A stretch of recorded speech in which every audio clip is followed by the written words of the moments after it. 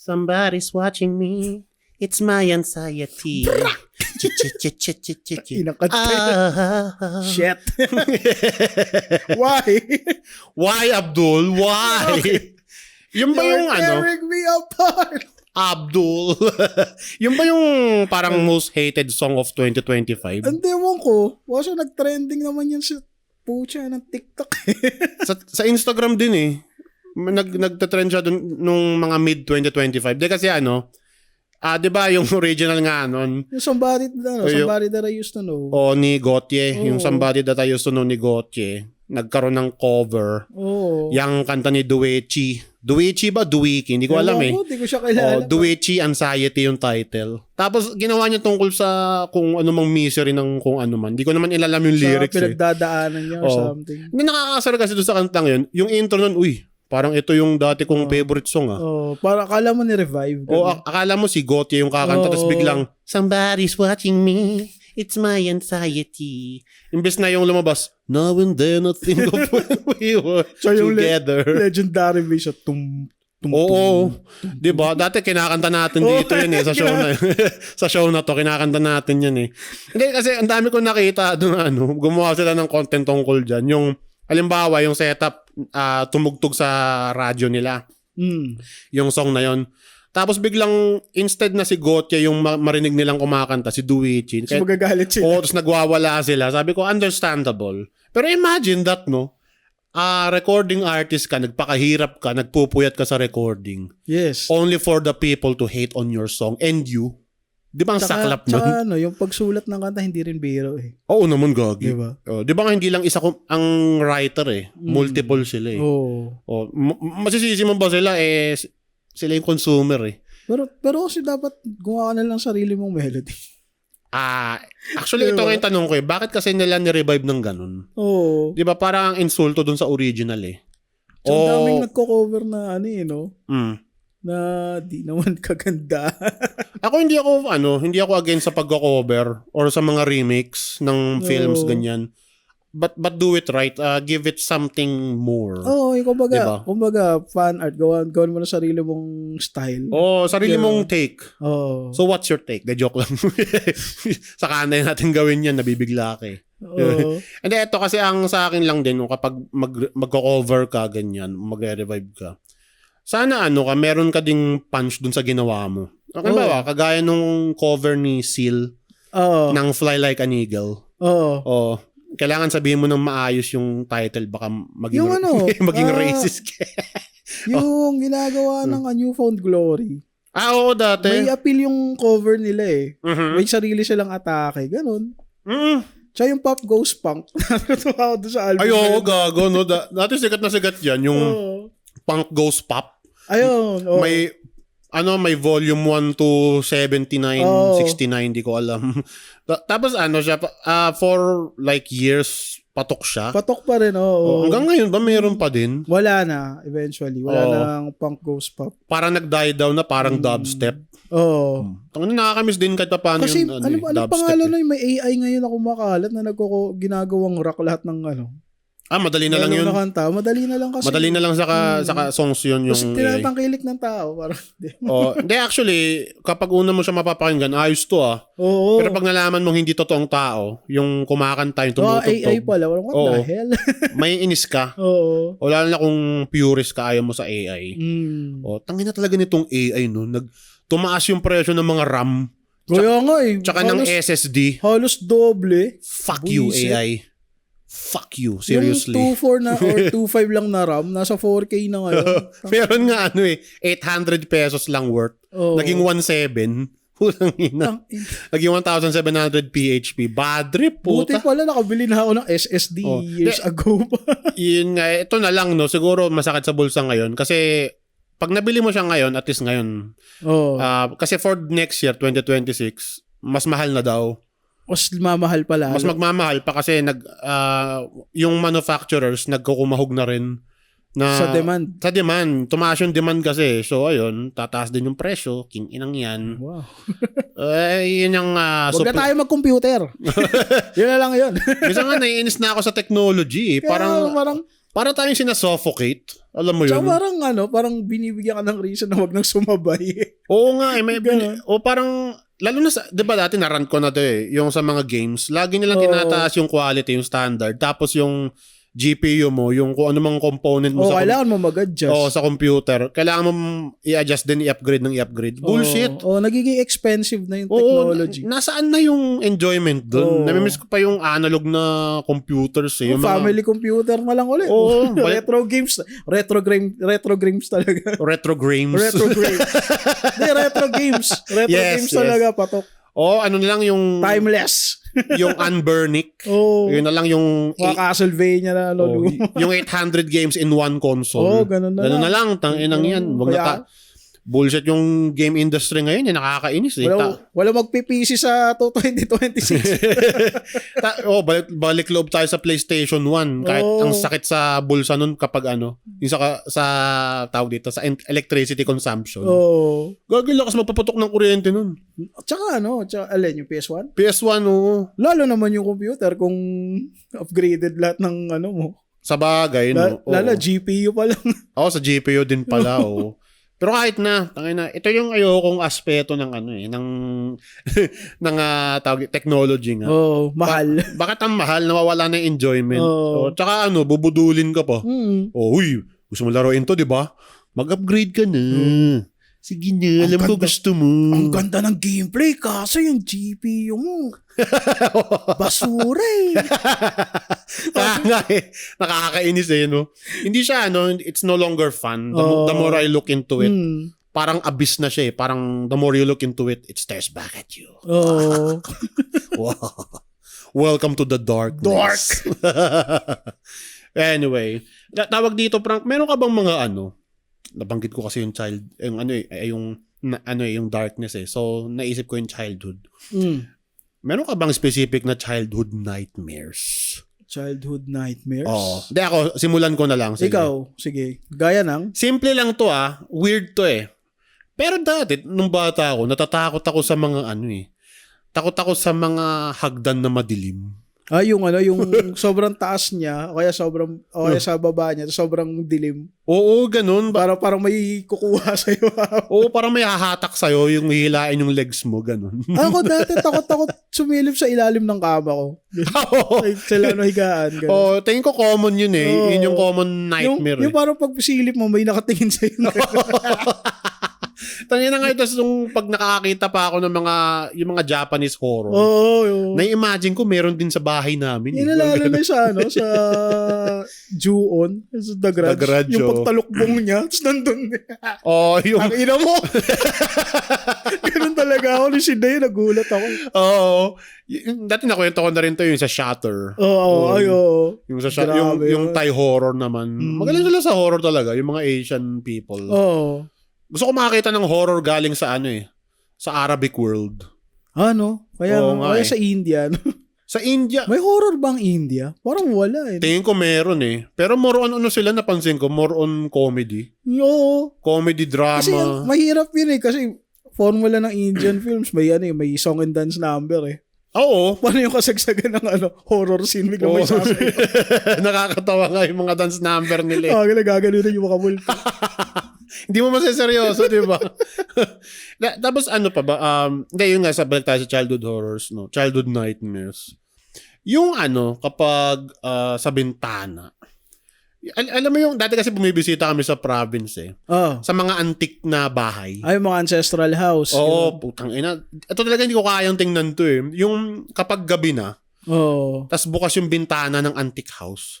Hindi ka makasilip kasi iniisip mo baka may aswang sa bintana na yun. Halimbawa yung bahay, 2-story, gano'n. Yung sa second floor may bintana. Yun nga. Tas madilim. Nakatakot tignan kasi parang biglang may magbubukas sa bakit mo? Yun nga, gagi. Tas ito pa nakakatakot dun yung kapag, di ba, madilim na nga, tas maaninag mo lang ng kaunting-kaunti dahil sa lighting.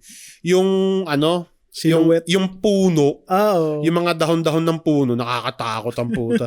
Di mo na baka may kung ano doon, may kapre. Di ba? Wala, hindi, ano lang, parang hindi siya, sa akin hindi siya komportableng tingnan. Parang lagi akong uneasy. Tapos, ano pa bang meron? Pero eventually, ma-outgrow mo din yun eh. Then ngayon, na-outgrow ko na, wala na lang.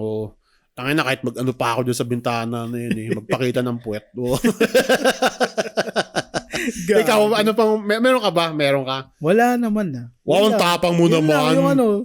Yun lang, yung ilalim ng kamas. Tapos yung, halimbawa, maglalakad ka sa kalsada, tapos yung makikita mo sobrang dilim.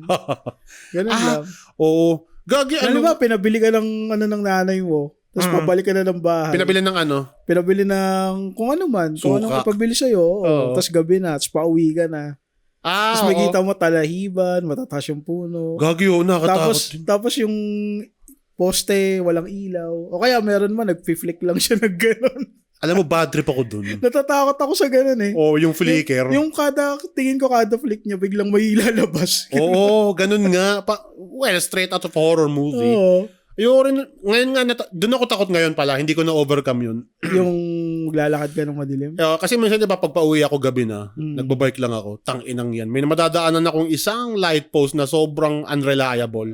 Kasi, alam mo nakakapikon, siya lang yung light post dun. Tapos nag-flicker pa. Tanginang yan, gigil na gigil ako eh. Sabi ko, tangina, sige, malampasan ko lang to. Tapos pag nalampasan ko na, fuck you. Tanginang gobyerno. Pero ang nakakatakot kasi doon, pag nagbabike ka, yung ang nakakatakot sa dilim, tapos nagbabike ka, baka di mo makita yung kalsada, kanal na pala.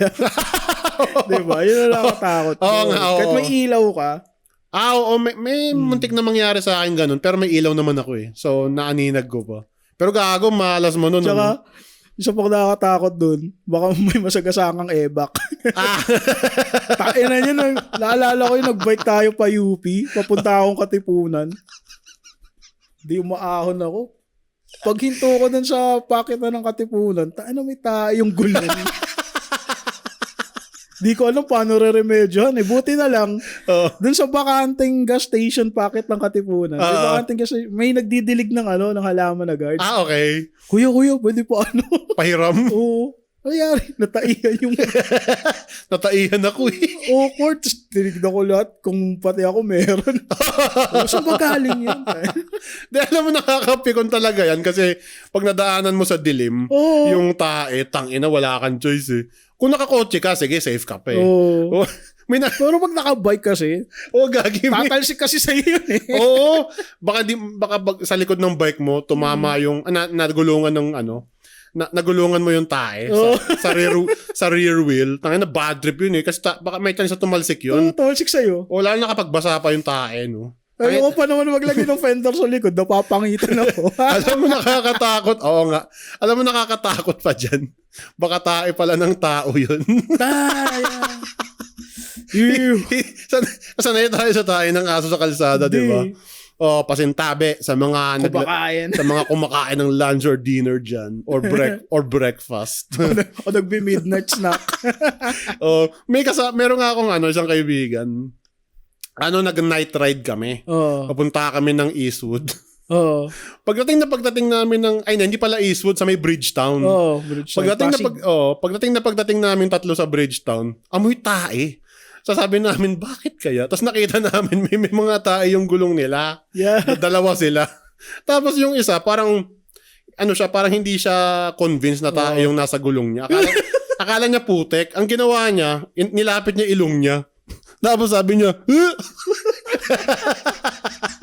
sabi ko, ba't nilapit mo ilong mo? Tae nga yan, sabi ko. Tayo na usapan. Utter bullshit. Welcome to show. Na-imagine ko kasi inamoy. Kasi parang masuso ka na wala.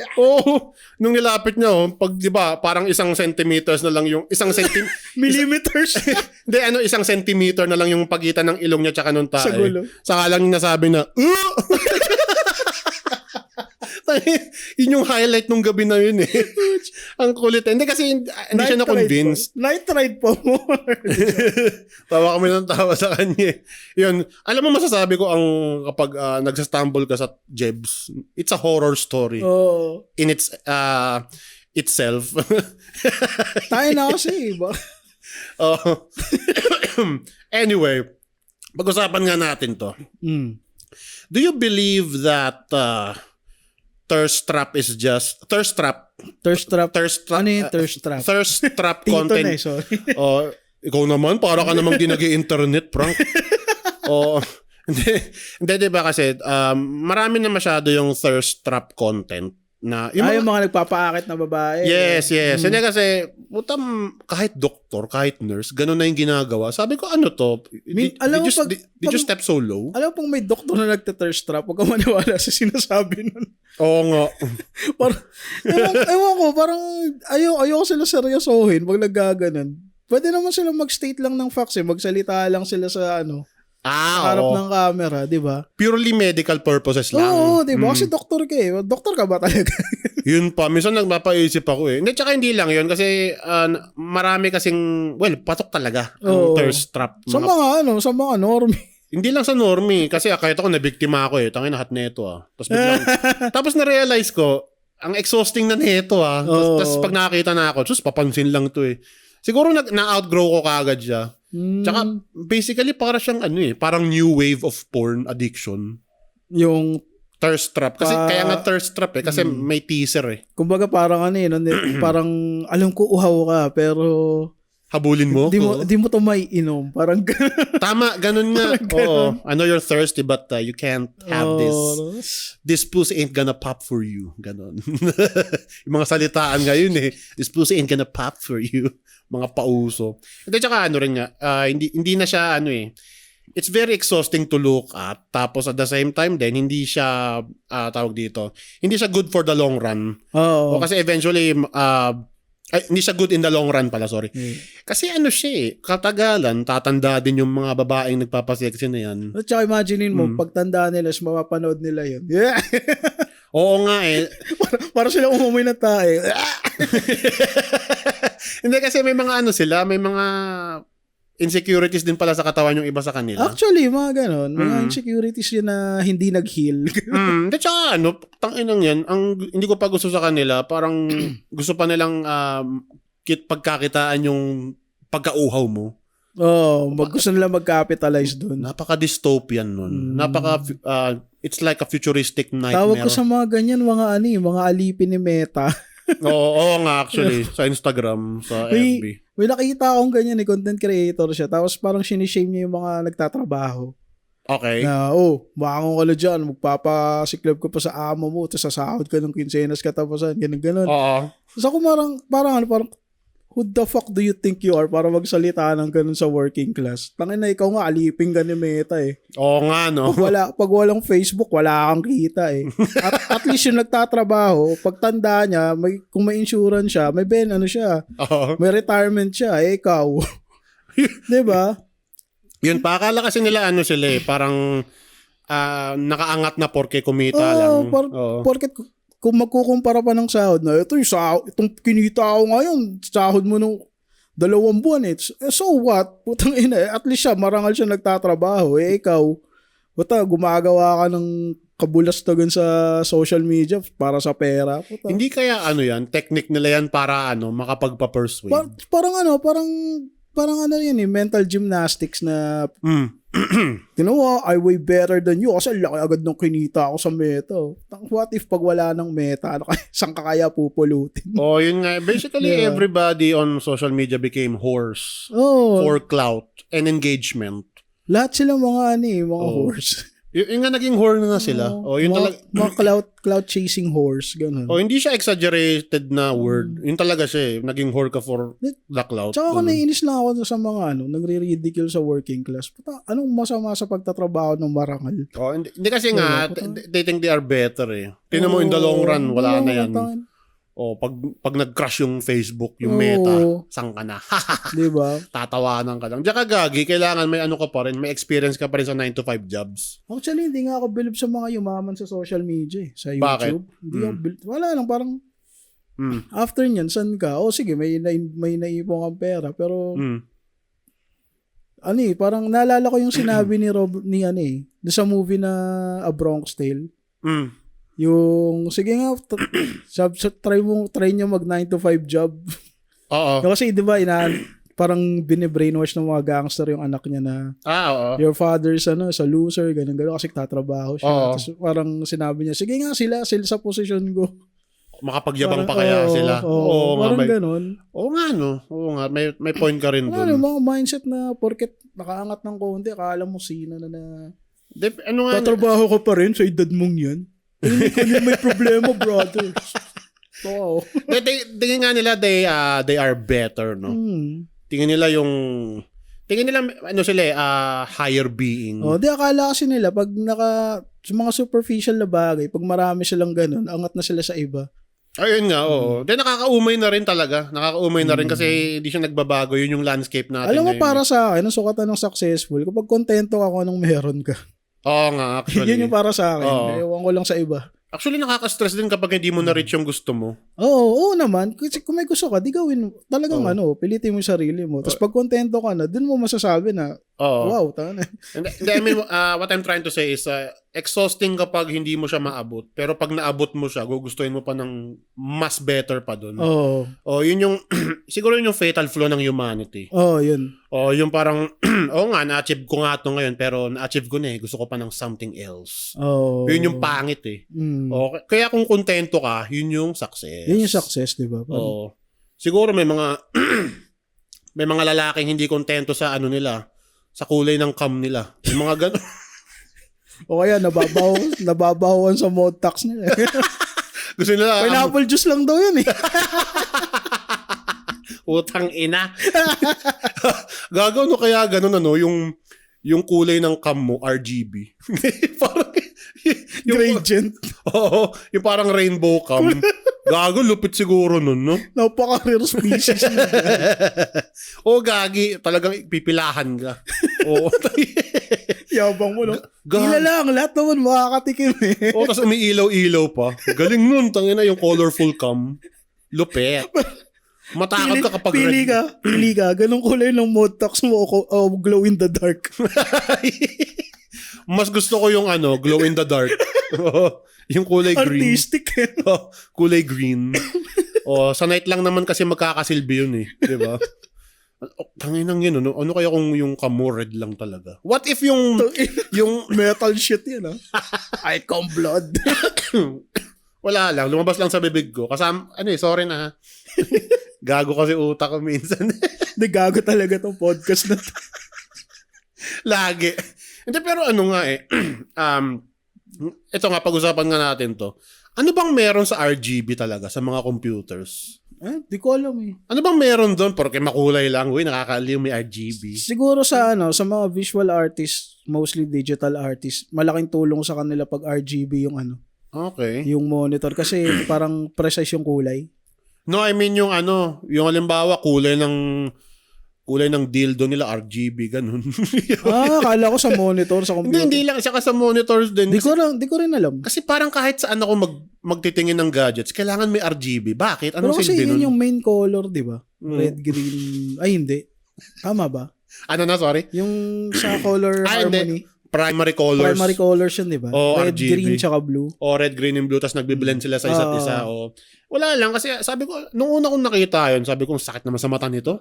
RGB, para saan? Gusto ko kasi yung lang minimalist.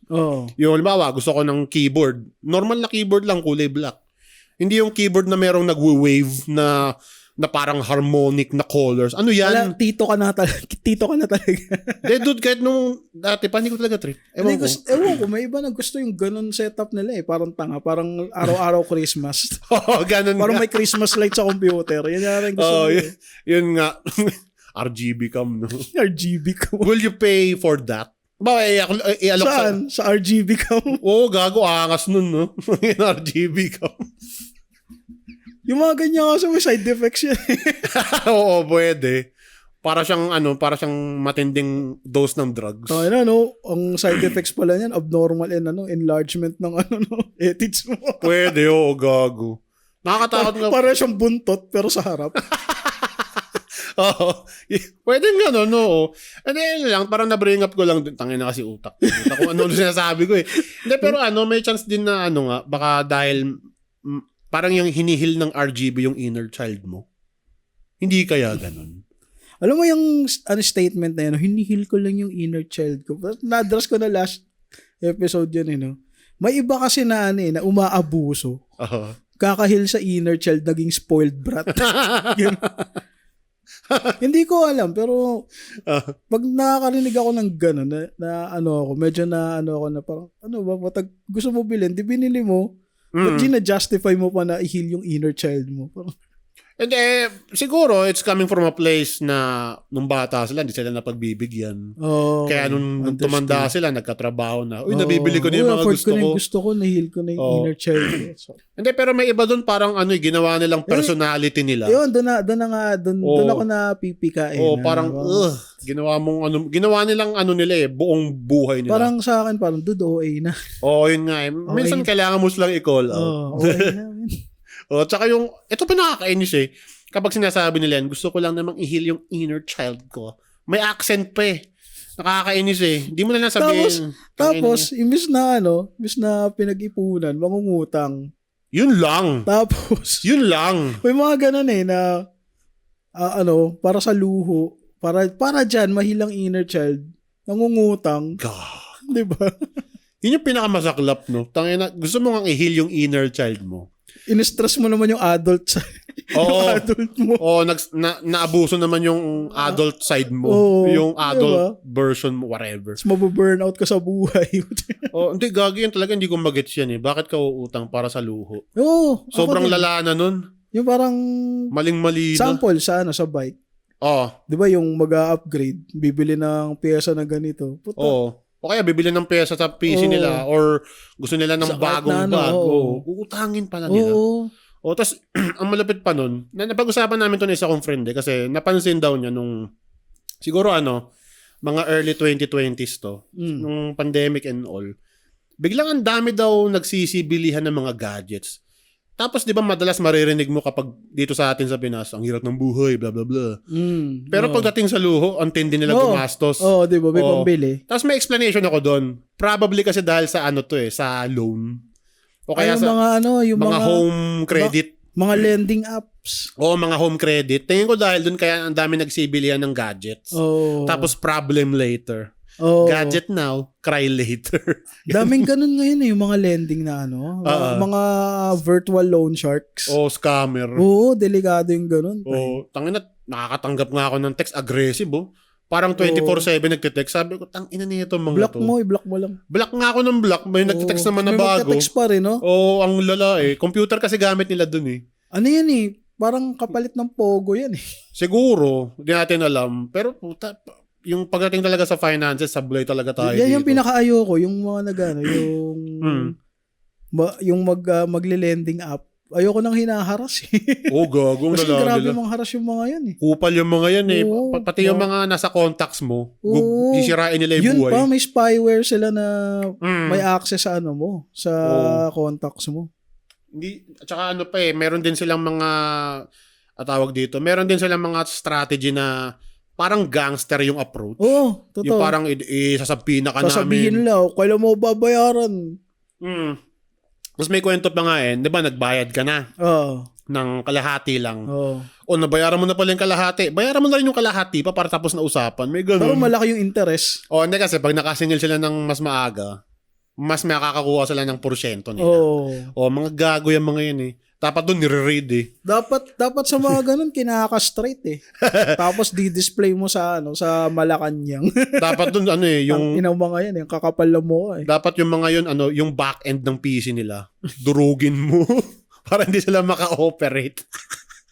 Nakakabwisit talaga puta. Wala, di ba pwedeng i-crack daw ng gobyerno yan.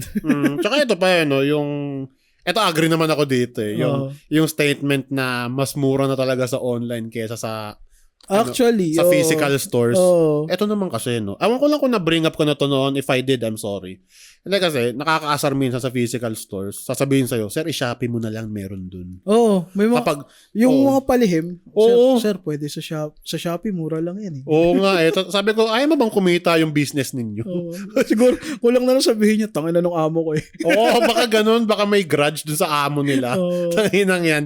Tapos pag sa Shopee naman, minsan may darating sa'yo, sobrang layo nung item. Hit or miss din naman sa online eh. Oo. Tangina, nangyari nga sa akin dati, may in-order ako na na item. Kung ano yung item na in-order ko, sobrang layo dun sa dumating. As in, malayo sa size. Layo sa picture. Sa color. Sabi ko, tangina, sabaw yung nag-deliver nito, sabi. Yung nag-ship nito, sabi ko, nakakainis. Tapos uulitin mo na naman yung process. Tapos maghintay ka ng ilang araw. Hit or miss din. Tapos hindi naman lahat dapat ino-online eh. Oo. Sa totoo lang, hindi dapat lahat. Pag wala ka lang choice, online mo. Siguro kung damit, sapatos, mga personal mong gamit, maganda i-physical store mo. Oo. Para sila nasusukat mo, kaya na-check mo yung quality bago mo bilhin. Yes. Diba? Oo, yun nga eh. Lalo sa mga damit. Tsaka Lalo rin sa mga gadget din siguro. Ay, gagi pagdating sa electronics. Hit or... Ay, sobrang risky. Kailangan i-physical store mo na. Risky sa online. Gagi pag ano nga eh. Pag bumili ka ng cellphone, pag deliver sa'yo, laman, surf bar. Surf bar pala. May nangyaring ganito, kailan lang, iPhone 17 in order niya. Online. Pagdating sa kanya, bareta. Putang inang iPhone 17 yan. Ang malala pa nun, binili niya mismo sa sa Apple Store daw. sa Apple Store talaga. Dapat doon ka talaga bibili. Tayo na, gago eh. Iniisip ko doon, ano baka yung... meron sa iPhone 17? Alam mo, pag-usapan nga natin yung iPhone. Total. Halos magkanda, nung nilabas yan, di magkanda o gaga yung mga tao na parang taing-tae sila bilhin eh. Parang kaya pumila pa sa store ng pagkakaaga. Ano ba meron dyan? Oo nga. Cellphone din naman yan ah. Oo nga. Hindi kasi ito maganda naman talaga ang iPhone. Maganda ang technology niya. Oo, sige. O yung storage niya, safe ang photos ko. Hindi na kailangan i-store sa SD card na nakukurap din naman eventually. Okay. Ang ayoko lang sa iPhone craze, bakit nandaya lang sa cellphone, nagkakabaliw-baliw yung mga tao? Yun nga yung term, craze. Tapos dahil sa craze na yan, sobrang mahal. Oo. Diba? Yun pa. Sabi ko, yun nga din parang ang absurd din ng presyo. Oo, parang magkano na sa 80,000. Makakabili ka na ng nun eh. Oo, 2 PC na yun eh. Siguro afford nila. Nandun na tayo, afford nila yun. Pero nakakaasar lang na dahil lang sa cellphone. Willing kayong itaya ang lahat. Para lang diba? dyan. Tapos pag hawak mo, yun parang halimbawa may gusto kang bilhin. Tapos parang, ito mabibili ko na. Pag bili mo na, mga ilang araw lang, parang, ano ba yun? Oo, no? Wala na lang.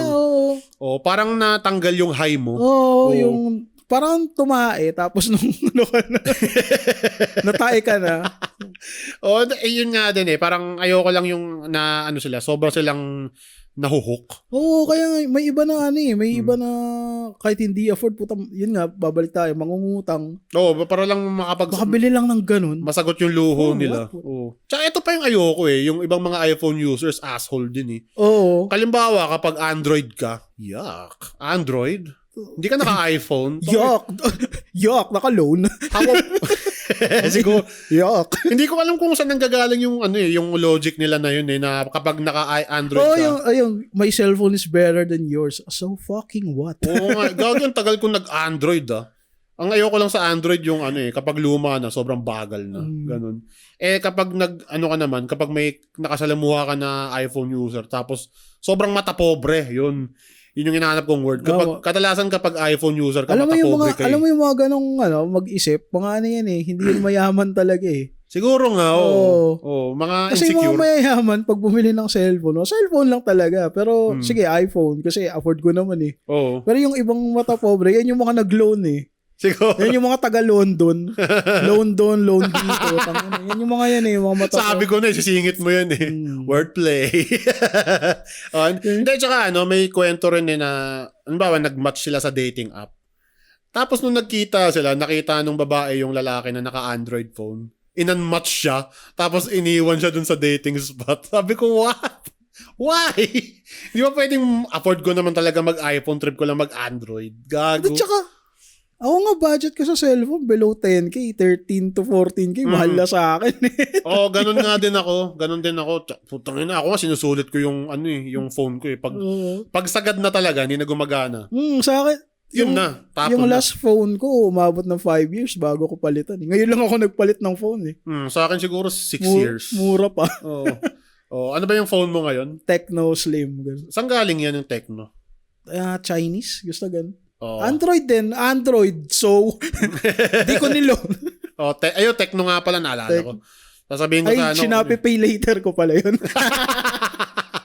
Gago, prang, di ka makakapag-date niyan. Naka-Android ka lang daw. Gago, Wala sila mga Gen Z. Sila maggagawa. Tsaka, ang ironic lang dito yung mga iPhone users na yan. Nakala nila, yung Android yung red flag, pero hindi nila alam sila ang red flag. Oo, kasi mata pobre silang mga hindorotot sila. Gagi nga naalala ko dati, may mga bata na nagwawala kasi hindi sila niregaluhan ng iPhone. Specifically, hindi sila niregaluhan ng iPhone. Binigyan sila ng tablet na Android. Dito ba yan? Oo, may ganung kwento dito, nakakabuwis talaga. Sabi ko, anong klaseng bata yan? Parang ang sarap ibalibag. Kung ako nagregalo nun sa Miyago, nagwala siya. Babatista bomb ko sa mga regalo. Hindi ko gagawin sa bata yun, syempre. Pero nakakagigil, di ba? Parang kailangan ng disiplina na itong gagong bata na. Tarantadong bata. Sasakalin mo, no? You ungrateful piece of shit. Sa mga bata, parang on and off ako eh. Depende. May mga batang mabait, may mga batang bata palang asshole na. Hilat siya. Alam mo na sa hilat siya ng mukha mo sa mga tao. May mga ganong bata yung tititigan ka, tapos pag nagkatitigan kayo, tain na nito. Sana paglaki nito patay na ako. Feeling ko masamang tao to eh. yung feeling ko magiging corrupt na official. May mga ganun ba? Minsan ganun eh, no, may pamahiin ka na, pamahiin tuloy. Meron kang future telling. Na tangina paglaki nito asshole to. O kaya may nakita kang bata, tinitigan ka niya, tapos mapapansin mo, tangina cult leader to paglaki. Leader to ng kulto. Pwedeng gano'n, oo. At saka ito pa yung mga batang addict na sa technology.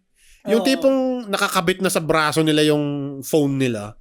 Sabi ko, grabe, ang lala nito, pagtanda nito. Lalo na yung Roblox, grabe maka-addict sa bata. Oo. Ano nangyari sa Fortnite? Di na ako updated eh, wala na ba? Di naman ako naglalaro nun eh. Nababalitaan mo bang... Meron pa din, pero hindi na siya ganun ka-hype.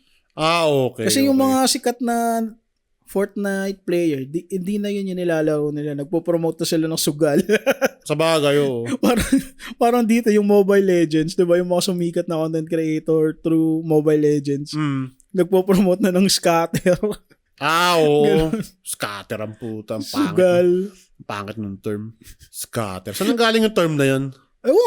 Laro sa Gcash yun eh. Scatter. Oo, Scatter. Yun yung pangalan ng game. Wala na ngayon eh. Di na masyado. Parang tunog siya. Tunog krimen. For some reason. Scatter the evidence. Parang scattering. Alam mo, parang siya. Parang illegal. Parang ganun. Para siyang dropshipping. Actually, wala na ngayon eh. Para siyang... Dami kasing na-addict dun. Yan. Para siyang thrifting. Tanga pa uso talaga itong mga... Hindi ako galit sa mga, sa younger generation. Pero may mga... Kasi, alam mo, dahil sa kanila, nagmamahal na din yung ukay. Putang inang yan. Putang ina, ukay, no? Ukay na, hindi thrifting. Putang ina nyo. Nakakaasa rin, narinig, di ba, narinig ko, thrifting. Ano? Thrifting. Tapos ni-research ko pa. Ukay.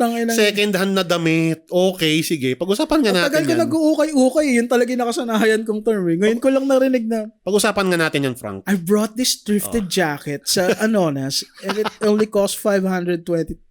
Mahal nun, kingin na mo. Dati na nag-ukay ako, worth 500. Ang dami kong mabibili. Tangina nyo. Ano ginawa nyo? Hindi kaya dahil sa taas ng demand sa ukay, nagmahal na rin. Oo, ganun nga nangyari. Gago, di ba? Itong mga batang to talaga, oh. Yung mga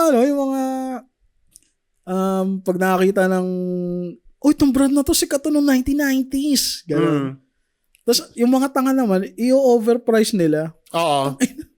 Di-thrift nila. Kasi thrifted daw. Don't call it ukay. You're so cheap naman, kuya. Call it thrifting. Thrifting. Kailangan thrifting. Ito, thrift mo. Ngara thrifting. May nakita pa ako niya yung jacket niya, butas-butas na, wasak-wasak na. Oo. Pero daw yun, 1970s pa daw, kaya ang mahal. So, Gagi, parang bumili ka lang ng vintage na damit nun basura na yan. Kaya nga Gagi ito yung opinion ko sa ukay-ukay or thrifting. Tangina. Thrifting!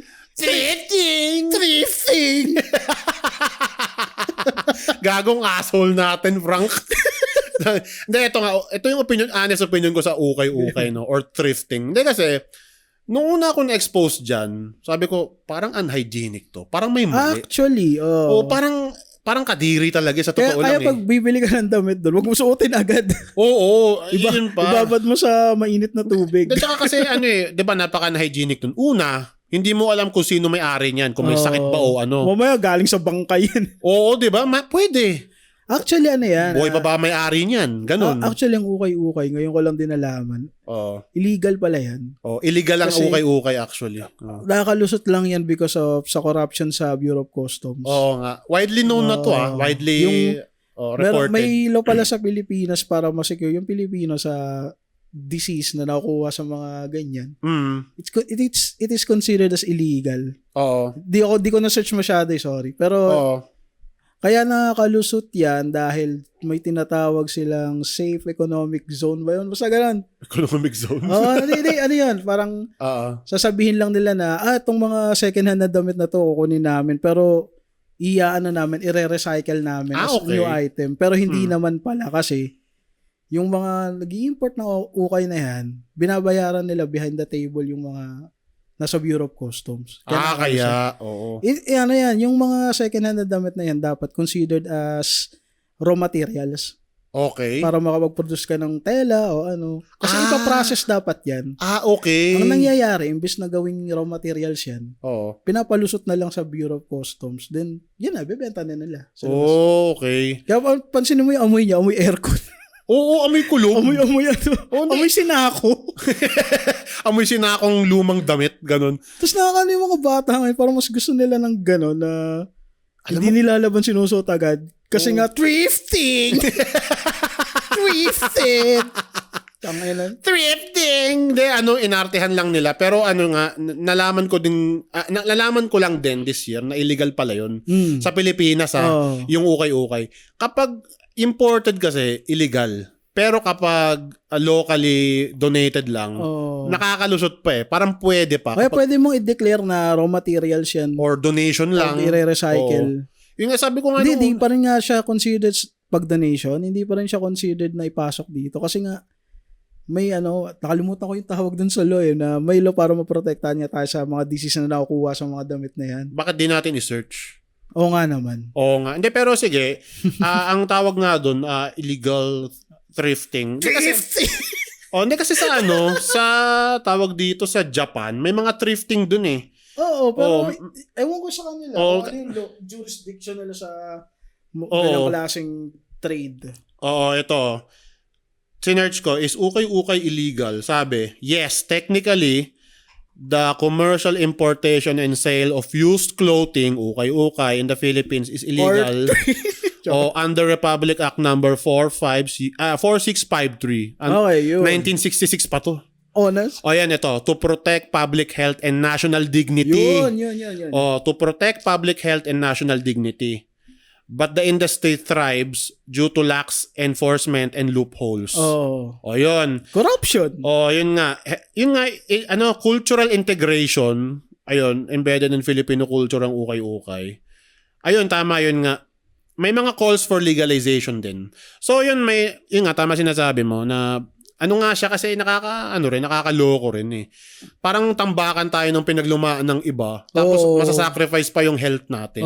Diba? Kaya ako never kong in-endorse yung ukay. Ako naman, nahilig lang ako. Minsan nakakita ko siya ng magandang brand. So, yung ganda ng brand na to. At may kita mo yung presyo, mura lang. Yun nga kasi kapag branded tapos mura, enticing. Kukunin mo talaga. Pero ako, the fact na alam kong gamit na yan, Diba? Oo. Hindi kasi may chance na puta yung bumili ka ng ukay na pantalon, malay mo may cam pala dun.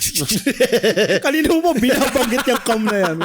Okay, nataihan na yan dati, nilabhan lang. Alam mo yun, yung being honest lang, hindi mo alam kung saan ang galing yan eh. Kung anong... Nahuhumaling yung mga bata ngayon sa ano eh. Hindi mo Thrifty! hindi mo alam yung history ng ukay-ukay. Yun lang yun.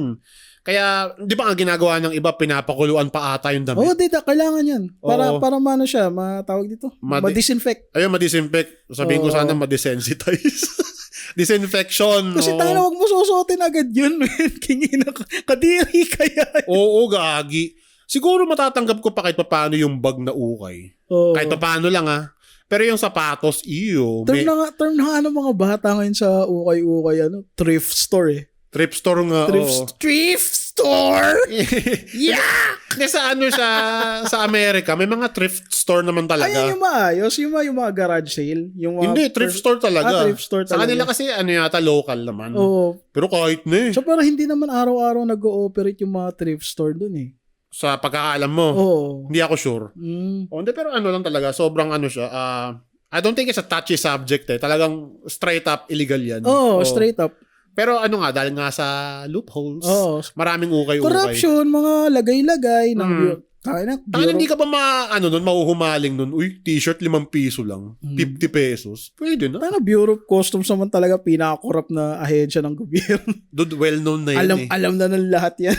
Oo, alam na ng lahat yan. Pero kasi ang hiling nila sa lagay-lagay. Diba? Mga padulas. Mga padulas. Mga under the table shit. Mga lube. Lahat talaga. Kailangan talaga kailangan natin ng overhauling sa gobyerno. Hindi, at saka pa pala, ito pa pala, yung sa ukay-ukay, kaya hindi ko rin siya trip. Hindi kaya may chance na rin yung damit haunted. Di ba? Pwede. O pang horror story, no? Pwede kasi may mga ganun yung... May napanood akong movie niya yung horror, yung ukay yung story. Tapos black dress siya. Ito ba yung yung old school na Pinoy movie? Tapos hinahunting siya nung nung may-ari. Yung pala, lang gusto lang humingi ng tulong sa kanya. Parang gano'n. No? May chance na ganun eh. Kasi may mga haunted nga na sofa. Yung may-ari pala ng sofa na yun, ayaw magpaupo ng ibang tao sa sofa niya. Kahit na mayapa na siya. Mga ganun shit. Sa kabilang buhay, Pinoy pa rin ugali. Kung gagamitin niya, mahal, bili ko dyan. Siguro gano'n, no. At saka yung concern ko nga dyan, napaka-unhygienic talaga. Kahit kailan... Abinado naman ako. Pero... hindi ko talaga siya ma-recommend. Ever. Kaya na kung damit lang din ang usapan, choose the fresh ones. Straight out of the factory. Diba? Kaya sa mall, di ba? Oo. Gusto ko nga yung kapag bibili dati ako ng t-shirt sa mall, yung amoy mall siya. Yung amoy bagong bili sa mall. Amoy aircon, gano'n. Parang gano'n. Hindi ko ma-explain yung amoy. Hindi siya mabango eh. Hindi rin siya mabaho. Buti di mo pala experience yung pagtingin mo sa t-shirt, amoy kilikili. Sinukat pala. Ay, hindi ko. Tapos may putok yung nagsukat.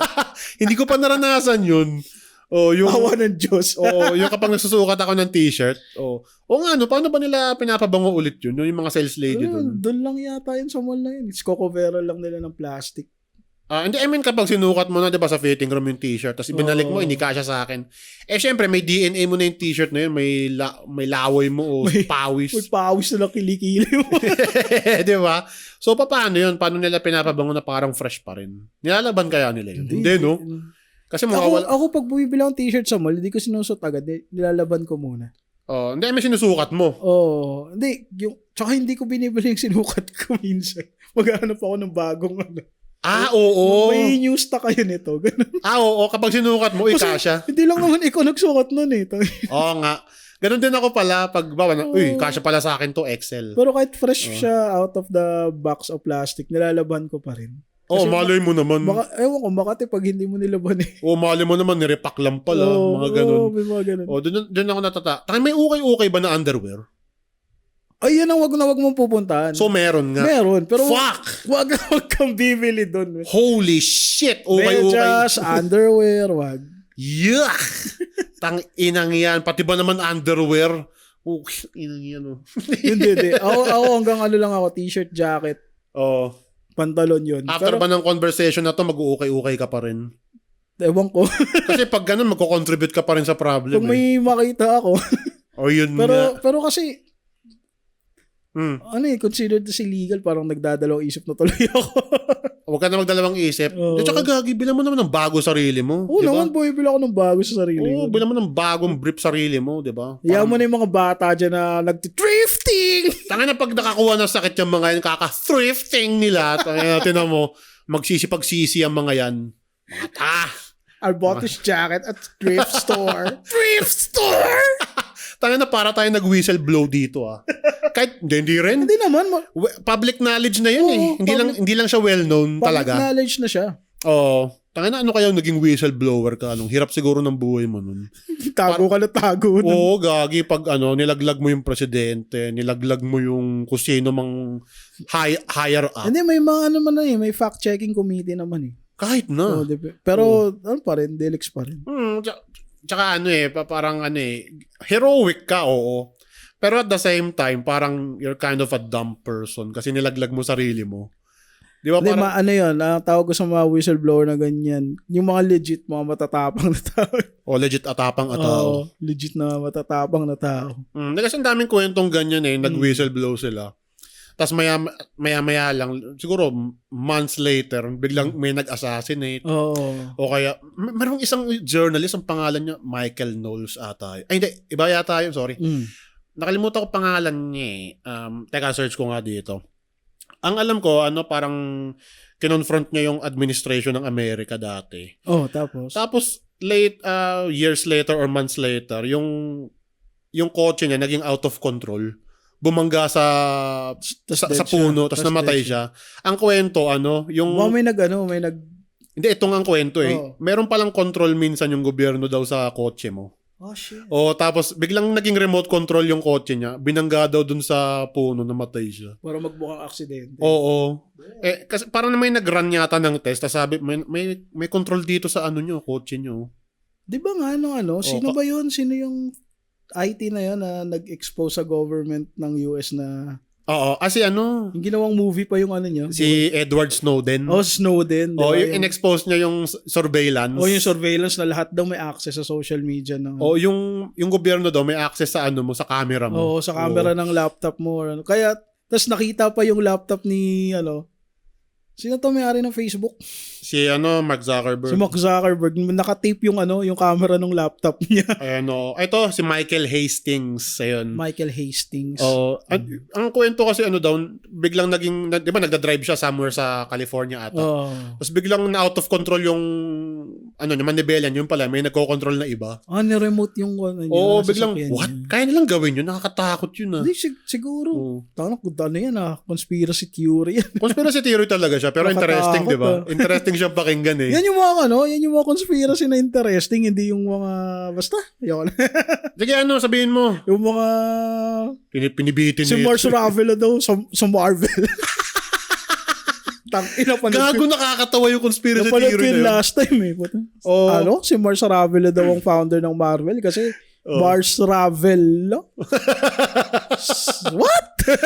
Ang kwento, si Mars Ravelo daw yung totoong may-ari ng Marvel. Kasi nga Mars Ravelo. Thrifting? Ang gago po. Ano yan, thrifting? Anong kailangan mo ng thrifting dito? Wala lang. Mapauso mga bata ngayon Inaasar mo na naman sila. Hindi, yun nga. Parang minsan talaga mga tao pag nag-i-smoke, doon nila nare-realize, mayroong alternate reality dito na kailangan i-explore. Actually, yung SpongeBob nga, nabuo yun kasi high sila Okay. Okay. What if daw may sponge na creature na nakatira sa under the sea, nakatira sa pineapple? Gago, pwede yun. Parang nga siya. Yun yung story daw nun High daw sila high daw yung creator. Parang nga siyang para siyang high nung na come up with nila yung idea. Nung nagbe-brainstorm sila, parang high sila. Parang saan makakita ng idea ng squirrel na nakatira underwater? Oo nga Oo nga din, oo. Oo nga din. Kahit yung mga cartoons nung 90s, Oo. sabog din eh. Mm. Sabog din yung mga, ano nun eh, yung mga ideas nun eh. Tinan mo yung cat dog, naalala mo yun? Yung magkadugtong sila. Cat dog. RPN 9 yun Sa Nickelodeon. Nickelodeon. RPN Ano yan 9. Ang schedule niyan, Hey Arnold, Cat Dog, tapos SpongeBob. Okay. Yun yung... Yung RPN 9 kapag Sabado ng umaga ba yun? Hindi, Friday. Mapapanood ko yun, everyday ng hapon mga 5 p.m. Ganun. Ay, 4 pa lang, na yan, Hey Arnold na yan. Yun. Kasunod na Cat Dog. Kulit ng Cat Dog, kulit ng concept. Yung cat dog sabog eh. Aso tsaka, pusang magkadugtong yung katawan. Paano kayo jumejerbox? Sa bibig. Lalo sa bibig. Hindi kaya doon din galing yung idea ng human centipede. Hindi siguro. Hindi naman. Okay. Gago yung human centipede no? Kapag ginawa mo talaga in real life yun, nakakatakot. Sobrang fucked up nun. Sobrang messed up nun eh. Ayun. Anyway, that's it for today. For tonight, gabi na eh. Gabi na. Anything else, Frankie boy? Wala na. Okay, let's end it at that. Cut!